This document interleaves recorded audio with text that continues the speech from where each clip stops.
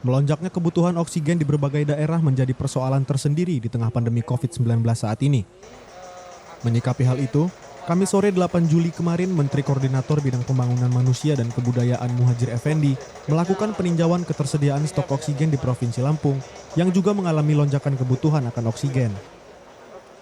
Dalam peninjauannya, Menko PMK Muhadjir Effendi mengecek ketersediaan stok oksigen di 2 perusahaan pengisian dan distributor oksigen, yaitu perusahaan Lampung Gas dan PT Aneka Gas Industri Lampung.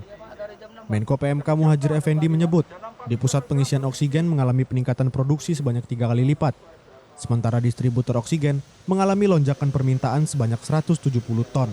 Permintaan oksigen diprediksi akan terus meningkat.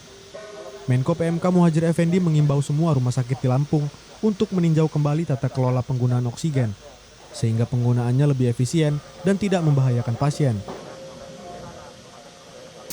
Saya mengecek bagaimana supply perusahaan ini kepada rumah sakit.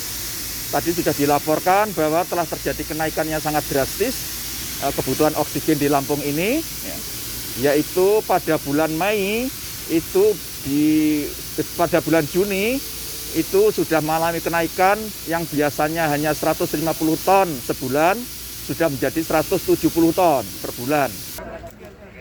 Selanjutnya Menko PMK yang juga didampingi Gubernur Lampung Arinal Junaidi bersama dinas terkait meninjau samator gas oksigen di Rumah Sakit Abdul Muluk.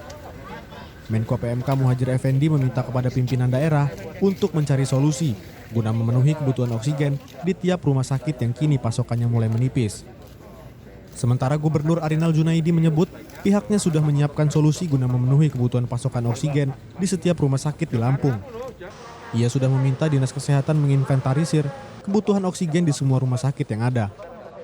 Tapi yang jelas solusinya insya Allah akan terpenuhi segala kebutuhan karena saya minta kepada Kepala Dinas Kesehatan untuk menginventarisir semua rumah sakit sekarang ini yang ada, baik rujukan maupun yang tidak, itu segera menginventarisir berapa kebutuhannya.